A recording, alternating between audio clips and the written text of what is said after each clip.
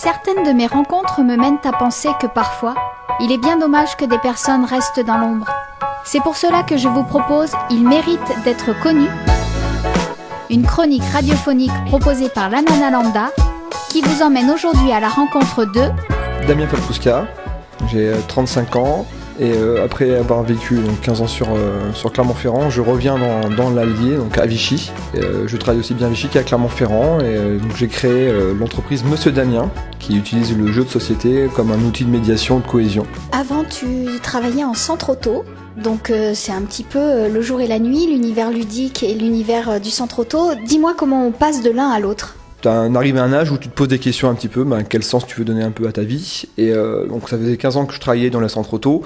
Le commerce me plaisait, j'étais responsable, je manageais des équipes, je formais même des managers pour le groupe national. Mais j'étais pas assez épanoui, et c'est vrai que ma passion était le jeu de société. J'avais même déjà un club de jeux à 100% quand j'étais au lycée. J'étais aussi très grand consommateur de jeux. Un jour, le patron du magasin de Labyrinthe, Guillaume, m'a dit tiens, ça te dit de faire une démonstration dans mon magasin. Je dis ouais, pourquoi pas. J'ai sauté le pas et là j'ai eu le déclic. Je me dis en compte c'est ça qui me plaît, c'est de montrer ce que je sais faire, d'expliquer des jeux à des gens. Et c'est de là qu'est venue l'idée de créer une entreprise qui s'appelle Monsieur Damien, qui mélange ma connaissance sur les jeux et mon savoir-faire après sur la formation.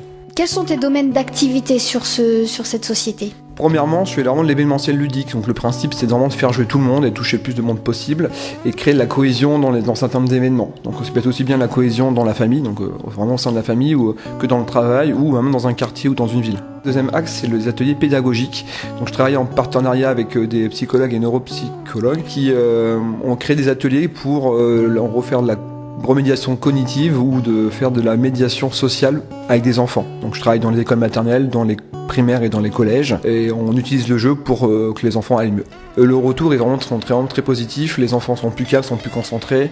Typiquement, un enfant de maternelle arrive à attendre son tour et ne pleure pas quand il perd et arrive surtout à planifier et commencer à anticiper des choses. Donc c'est vrai qu'on voit que le jeu apporte beaucoup de choses. Au niveau des autres axes aussi, je forme aussi les personnes des médiathèques aux jeux de société parce que maintenant le jeu commence à devenir un produit de culture au même titre que la bande dessinée, que le CD.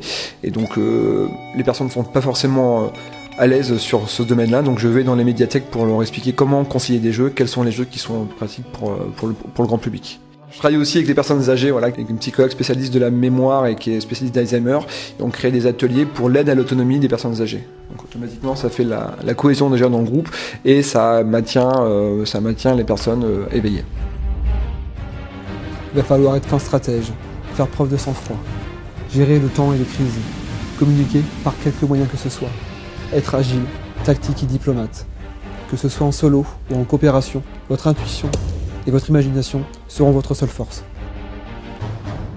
Tu as dû te former à quoi pour pouvoir faire ça ? Moi j'avais déjà en gros de base une licence de management, donc je connaissais un petit peu le management. Je me suis entouré de personnes qui étaient experts dans leur domaine. Donc je me suis entouré de médecins pour les parties toutes médicales, du corps éducatif, donc auprès des professeurs, des animateurs aussi. Et donc le principe, c'est vraiment un échange sur leur capacité et mes capacités pour créer des choses. Et aussi, je fais partie d'un incubateur social qui s'appelle Coco Shaker. Et donc, là, ça m'a vraiment permis de créer mon entreprise. Ça m'a aidé aussi sur le besoin social, sur même tout bête les questions de gestion, de communication, de résolution de problèmes. Et donc ça me soutient bien. Comment on arrive à convaincre des médecins de ce projet-là alors qu'on n'a pas d'expérience entre guillemets ? Après, je pense que c'est vraiment une question de motivation. On a beaucoup de recherches, beaucoup de démarches aussi, de trouver les bonnes personnes à qui parler. J'ai eu 2-3 portes qui ont été fermées, bien sûr. Tout le monde n'a pas sauté tout de suite au ciel. Et le principe, c'est par le test. On dit, voilà, je vous propose ça, je pense que ça marche. Est-ce que vous voulez vous aussi participer à cette recherche ? Et c'est comme ça qu'on peut arriver à convaincre. À savoir que maintenant, il y a beaucoup de questions même à travers la France qui se passent. Il y a des centres de recherche qui se font sur le jeu et sur les capacités du jeu à aider les gens. Quels sont tes projets du coup à venir là ? Alors déjà, c'est la prochaine année, c'est surtout déjà de consolider ce que je fais. Donc j'ai fait beaucoup de tests cette année avec beaucoup de projets différents. Donc là, c'est vraiment de partir sur une base solide de plusieurs événements, plusieurs ateliers que je propose. Et le gros projet, par contre, c'est la création d'une association qui va s'appeler Annabelle, qui va être lancée d'ici quelques temps, qui regroupe d'autres acteurs du bien-être ludique, donc au travers toute la France, aussi bien la Bretagne, sur Caen aussi, sur la Normandie, et aussi sur Grenoble. On va se mettre nos ressources en commun pour pouvoir faire de la recherche sur justement le jeu, comment utiliser le jeu pour aller mieux. Et aussi on va faire des événements où on va vivre une expérience par le jeu. Et cette expérience-là, ça fera surtout après lié à un débat d'ordre social. En tant que fanat des jeux, combien tu en as? Là j'en ai au moins à peu près 900, mais savoir que j'en reçois à peu près quinzaine par mois, voire une vingtaine par mois, donc ça va très vite. Qu'est-ce que tu aimes le plus dans ton métier aujourd'hui? Qu'est-ce que tu aimes le moins? Est-ce que tu as des moments où tu regrettes d'avoir fait ce choix? Premièrement, je regrette pas du tout le choix, parce que c'est quand on arrive à travailler de sa passion, je pense qu'on a tout compris, on a gagné, on va dire. Après, j'ai pas de vraiment chose qui me plaît le moins. Moi, ce que j'aime bien sûr le plus, c'est comme encore un gamin, c'est quand j'ouvre une boîte de jeux que je reçois, même si j'en reçois 20 par mois, ça fera 20 fois faire waouh, c'est trop bien. Ça, c'est vraiment une chose que j'apprécie. Après, ce que j'aime beaucoup, c'est vraiment de créer un atelier et de partir d'une idée, d'un concept et de le mettre en place, à l'appliquer et de voir que ça fonctionne et de voir les gens heureux. C'est vraiment ce qui me plaît le plus en général. Quel est ton jeu préféré de tous les temps? Moi j'aime beaucoup les jeux coopératifs et j'aime beaucoup le jeu Pandémie, c'est un jeu qui me plaît beaucoup.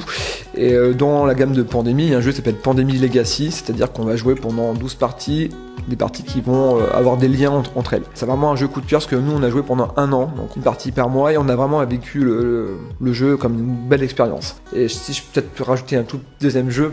Ouais, d'accord, vas-y. J'ai un jeu que j'aime beaucoup, ça s'appelle Arboretum. C'est un jeu les règles sont très très simples, mais par contre c'est un vrai casse-tête qui fonctionne très bien à 2 ou à 4 personnes. C'est vraiment un jeu que j'apprécie. Eh ben écoute, je te remercie beaucoup pour cette interview et je te dis à bientôt. Merci, à bientôt. En attendant de vous retrouver sur les ondes de Radio Coquelicot pour la chronique Il mérite d'être connu, rejoignez-moi sur Facebook et Instagram et bien sûr sur mon blog lananalambda.fr.